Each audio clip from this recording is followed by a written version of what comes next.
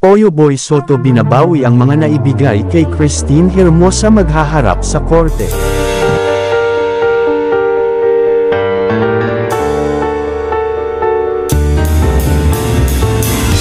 Matapos nang pumutok ang balitang pagtataksil di umano ni Christine Hermosa kay Oyo Boy Soto ay naging usap-usapan naman ang di umano'y mga yaman at ari-arian na kailangan din nilang paghatian.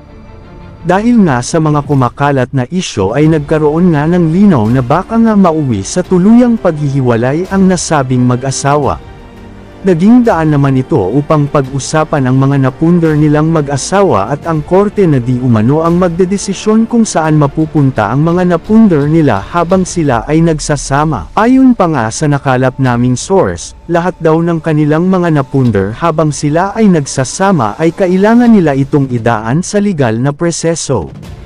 Dagdag pa ng aming source kahit na ibinigay ang iba nito kay Christine ay may karapatan din di umano si Christine sa mga ito sapagkat sila ay kasal at ayon sa batas lahat ng mga napunder nila simula nang sila ay nagsama ay kailangan din anong paghatian at kailangan patas ang lahat dahil ito ang nakasaad at naaayon sa batas.